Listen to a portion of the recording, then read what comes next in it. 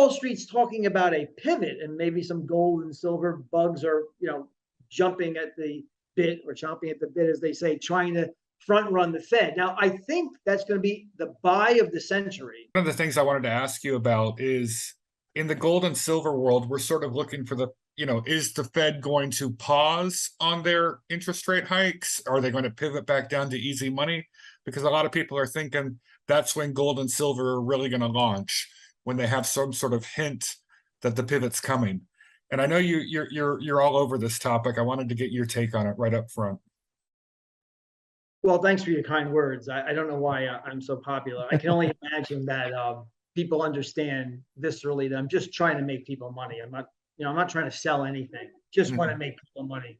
So when we talk about a traditional pivot from the Fed, you're talking about a Fed that's cutting interest rates by hundreds of basis points.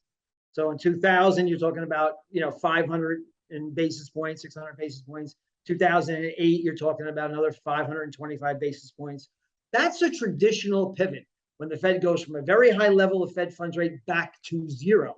And in recent history, a true Fed pivot involved quantitative easing, quantitative easing to the tune of $220 billion a month of an increase in the base money supply. So now Wall Street's talking about a pivot, and maybe some gold and silver bugs are, jumping at the bit or chomping at the bit, as they say, trying to front run the Fed. Now, I think that's going to be the buy of the century, precious metal stocks, the buy of the century. But it's going to happen probably in the spring of 2023. It's not now. A Fed pivot now is one that we hope, at least the gold bugs, precious metal bugs, are hoping the Fed pivots from hiking by 75 basis point increments to 50 basis point increments. And all the while stepping up QT, quantitative tightening, to $95 billion a month. Now think about that. Here's the real reason why the Fed cannot pivot anytime soon.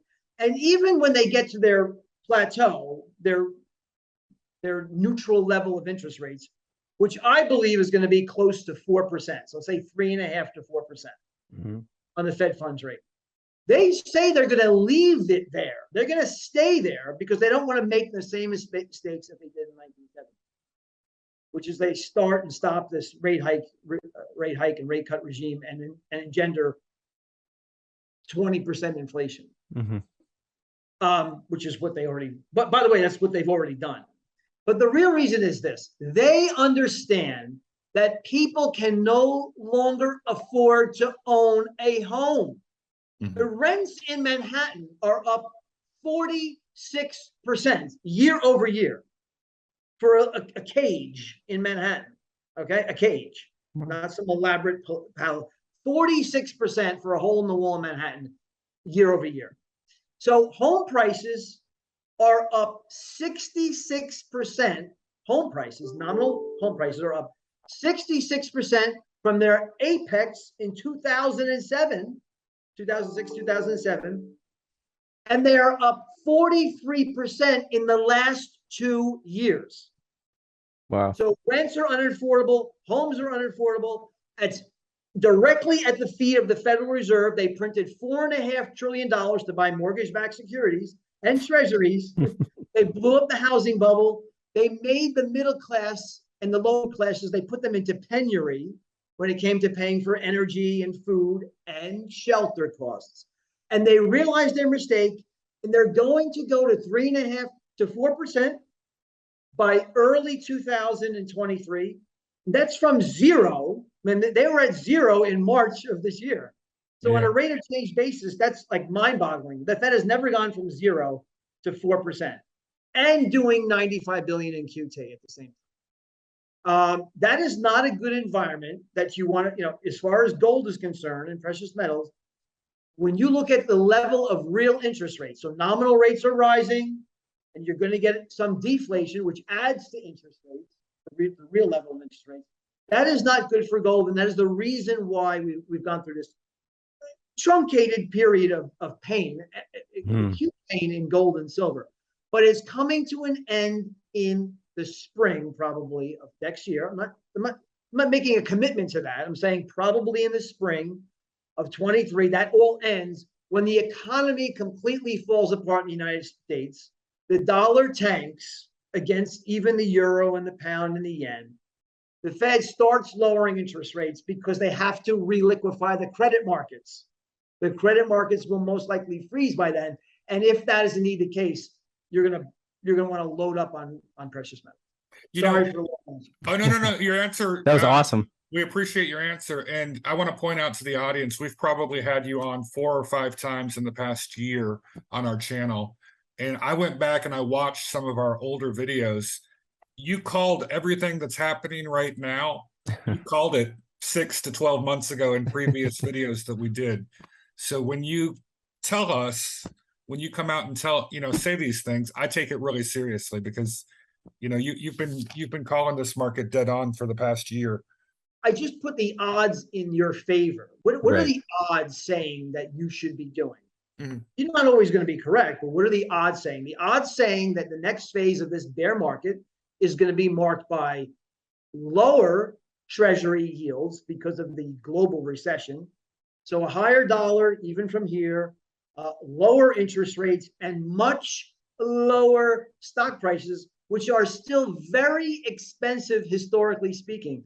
I just want to add this to you, and I'm sorry, I can't let you guys ask the question, but the total market cap of equities as a percentage of GDP right now is higher than any other time since the signing of the Buttonwood Agreement in the 1700s, all the way to May of 2020.